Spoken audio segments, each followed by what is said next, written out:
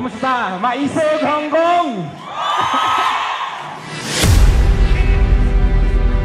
Maisog, Hong Kong! Mabuhay po kayo! Napakapalad niyo po kasi napakaganda ng Hong Kong. Kung po pwede lang, lahat ng mga Pilipino dalhin natin dito. Salamat po sa lahat ng OFW.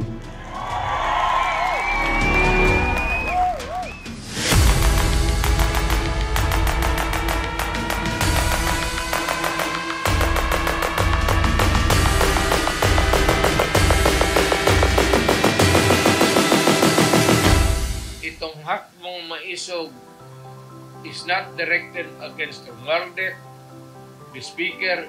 It is not against anybody. Ito lang yung sentimento. Tuloy po natin ang 4 na letra. Transparency, accountability, peace and security. Tuloy-tuloy lang po ang ating masayang samahan dahil bagamat noong panahon ng eleksyon medyo nagkahiwa-hiwalay tayo, ay nagkasama-sama tayong muli. Kami po ay Banateros. Pag may umapi sa inyo, isumbungan nyo sa amin. Kami po ang babanat. Once again, my name is Master Judea Banateros. Mabuhay Hong Kong! Mabuhay ang Pilipinas! Iparamdam natin sa buong mundo kung gaano tayo ka-disappointed at ayaw nating mangyari yun sa mga kababayan natin sa Pilipinas. Ano po?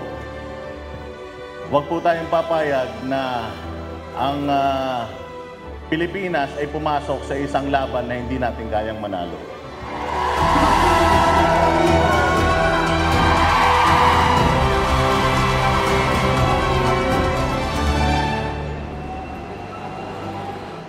Alam niyo po, Ilocano kami.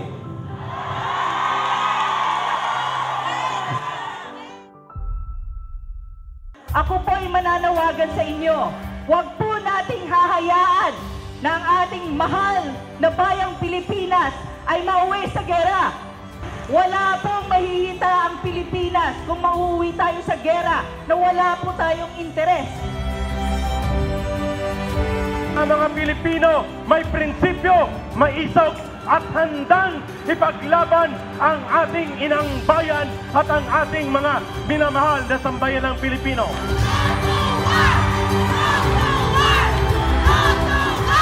Pero maraming salamat po sa inyong lahat at sana ipagpatuloy natin ang laban. Dala ko sa pagpunta ko dito ang pagmamahal ng bawat Pilipino sa inyo. Dala ko din ang pagmamahal ng kaisa-isang Pangulong nagmahal ng tunay at tapat sa inyo, si Pangulong Rodrigo Roa Duterte. Duterte! Duterte! Duterte! Duterte!